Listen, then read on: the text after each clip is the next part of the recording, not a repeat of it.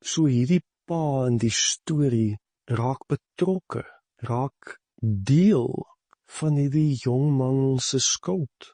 Hy raak deel van hierdie storie van hierdie jongman. Sy rebellie, sy gebrokenheid, sy pynlike skuld en skaamte.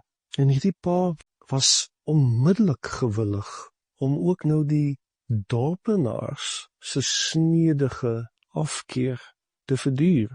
Want in die konteks van hierdie tyd tree hy totaal en al teen die kultuur op. Hy is nie veronderstel om met jammerte sy seun te benader nie. Maar hierdie pa het besluit, ek staan in solidariteit met hierdie verslete mens. En net hierdie pa kon sien dat dit sy seun is. En barmhartigheid, hierdie medelee, hierdie deernis, hierdie diep jammerte, liefdesjammerte, trek hierdie jongman in 'n omhelsing in, 'n vashou, 'n vasdruk teen sy bors. Daar's geen skeiding meer tussen hy en sy pa nie. Hulle is so naby, hulle is so teen mekaar soos wat hulle kan wees. Al ruik dit na vark, die pa versmoor hom in soene. Hy plaas sy lippe op sy vel wat ruik na die ver land. En in hierdie omhelsing, het die vader sy seun se sonde en skande van die ver land in al sy dimensies op hom geneem. En daarom die oë van die dorpenaars wat nou begin saamdrom, word die pa, as hy hierdie seun vashou in hierdie diepe omhelsing, word hy een met sy seun, word hy die verlore seun. En daarmee word die pa potensieel ook die teken van die mishandelende gedrag wat die dorpenaars hierdie seun toesê. As die dorpenaars hierdie seun wil straf en slaan, dan moet hulle eers deur die pa kom, want hy hou sy seun vas in die styfste omhelsing. Hy omring, as dit ware, sy seun, sy skuld.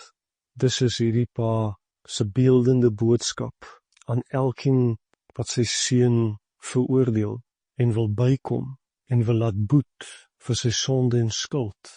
Dis nie sommer vir kom vat nie. So die vader hardloop pens en pootjies in sy kind se leed en pyn in en maak dit sy eie. Die jong seun het gesondig teenoor sy pa, maar die pa kom vat hierdie misdaad wat teenoor hom gepleeg is en verswelg dit met sy liefde vir almal wat dit gadeslaan. Hy wat veronreg was, wat geminag was, wat verwerp was deur sy seun, word sy seun se skuilplek. Hy word een met die skande. En ons lees die pa hardloop. Barmhartigheid, hierdie innige meegevoel en deernis en jammerte, het dit onmoontlik vir die pa gemaak om maar net normaalweg te loop tot waar sy seun was. Hy moes hardloop, hy moes. En hierdie gedrag van die pa was totaal en al ongehoord onder enige omstandige. Ouer mans het eenvoudig net nie gehardloop nie. Want wat dit behels het, jy moes jou lang, klere gewaad optrek teen jou bene, sodat dit rondom jou heupe sit amper soos 'n babadoek om te kan hardloop. Die kultuur het vereis dat ouer mans hulle ouer wordende bene sal wegsteek. Dit mag nie getoon word nie. Daarom loop hulle altyd. Hardloop was net vir kinders en vir tieners. Hier rondom 30 het mans begin loop.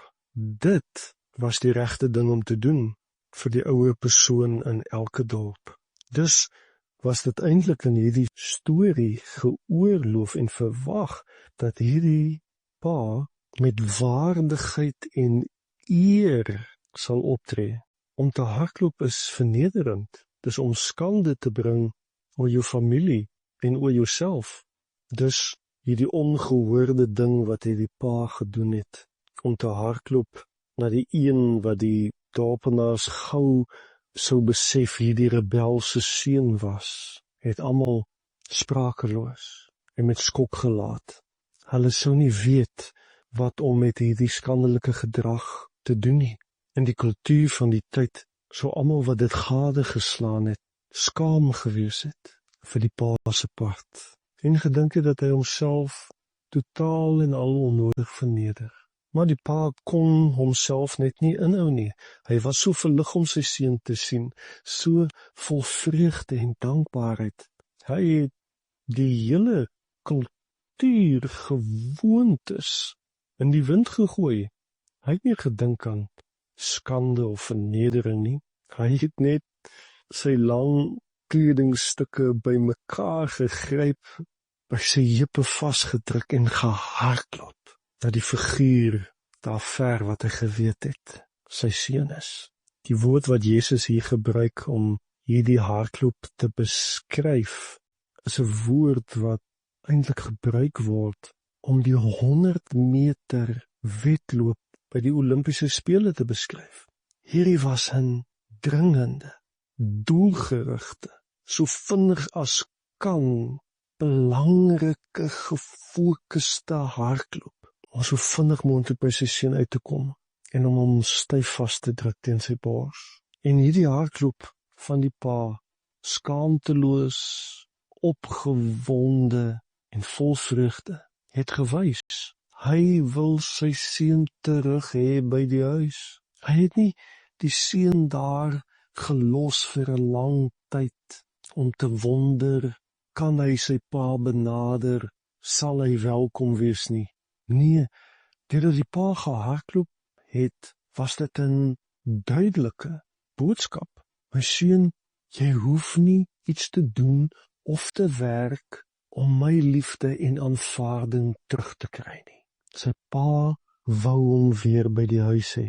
Natuurlik is so passievolle aksie van die pa, hierdie weggee van sy waardigheid, om buite die kultuurse raamwerk op te tree, ook 'n kwesbare situasie vir die pa. Want die seun na wie toe die pa hardloop, kan net sowel die pa weer verwerp. Die seun waarna toe hy so vinnig gehardloop het geen indikasie gegee dat hy teruggekom het huis toe nie, of dat hy enigstens sy pa wil sien nie. Miskien het hy teruggekom vol haat nog steeds en woede, om vir sy pa te sê, ek kom sê net weer vir jou, hel toe met jou, ek het net weer kom kyk, as jy nie alreeds dood nie.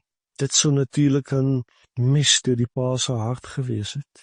As so iets weer sou gebeur, seker erger as die eerste keer toe die kind dit gedoen het. So die liefde wat Jesus hier beskryf van die pa, is uiters kwesbaar, want dit ontbloot die pa se hart, om weer gebreek te word, weer 'n keer.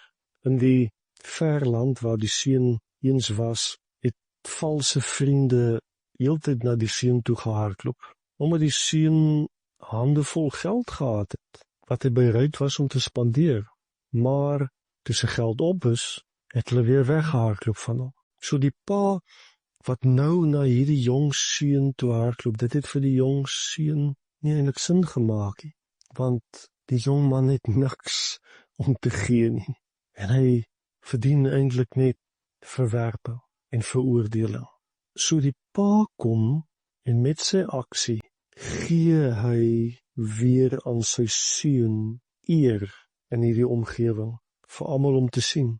Barmhartigheid, innige medelee en deernis, beteken dat daar 'n ongelooflike omruiling plaasvind. Die woord versoening beteken eintlik omruiling, wat baie helder en duidelik vir ons geskets word op hierdie stofpad in Galilea. Hierdie vervalle toestand van hierdie seun word omgeruil met liefde en seën en eer van die pa. Hy was vergewe in die diepste sin van die woord. Die woord vergifnis in die Nuwe Testament beteken 'n totale losmaak van alles in die verlede en 'n herstel tot 'n verhouding met sy Vader. En dit was groter as enigiets wat hierdie seun al ooit teëgekom het, of kon droom, toe hy besluit het om terug te kom huis toe. Hy het na sy Vader toe gekom in verslete klere, maar in die volgende oomblikke sou hy begelei word na die familie se tafel, met die Vader se feesklere om hom, die Vader se ring aan sy vinger en skoene aan sy voete, om sy terugkoms te vier. Die pa kon ook natuurlik net in die huis gebly het, om nie gesteer het aan sy seun wat aankom daar ver in die pad af nie. Verwyderd van die situasie. Hy kon baie formeel 'n verklaring gemaak het en ander sou vir hom die boodskap bring dat die seun vergewe is en dat hy vir hom werk op die plaas aanbied. Hy kon 'n formele vergadering gereël het in sy kantoor, eers nadat die seun daarom ten minste gebad het en ordentlik aangetrek het, om so te onderhandel oor 'n probasietyd en dalk moontlikhede vir die toekoms. Dit alleen sou al genoeg skok gewees het vir die dorpenaars in die omgewing, vir die eerste hoorders van hierdie storie. Maar die Vader se barmhartigheid, sy medelee, sy deernis, sy diep jammerte, was vir almal wat na hierdie storie geluister het, 'n skandalige skok. En dit het hulle verward gelaat, party stil, ander woedend. Die heerlikheid van die Vader wat ek wil hê jy hier moet raak sien, was dat hy ingestap het in die sonde en die skande en die skaamte van sy seun, en hy het dit geword. En die feit dat hy as pa dit gedoen het, is verafskie deur die godsdienstiges wat na hierdie storie geluister het. Barmhartigheid is die pynlike verlange van Vader God wat net inskop as hy die pyn en die seer en verdwaal van sy kinders sien. En dit is hoekom hy hierdie verbondsgod is, wat al reeds met Abraham en sy afstammelinge 'n pad begin stap het. Die woord verbond beteken om te sny, want elke verbond wat destyds gemaak is, was met bloed, as diere gesny is. En dit wys skerp heen na liefde, wat selfs na die dood sal gaan. Die skandelike vernedering wat hierdie pa gekies het, was om sy hart te sny, om sy seun se hart te bereik, om sy seun terug te bring in familieverhouding, waarvoor hy gebore was. So ek wil hê jy moet onthou, God die Vader kyk na ons met oneindige en onvoorwaardelike liefde. En Jesus, die seun van God, wie die storie vertel, is die barmhartige God, wat na my en jou toe hardloop, om ons terug te bring na ons Vader se huis.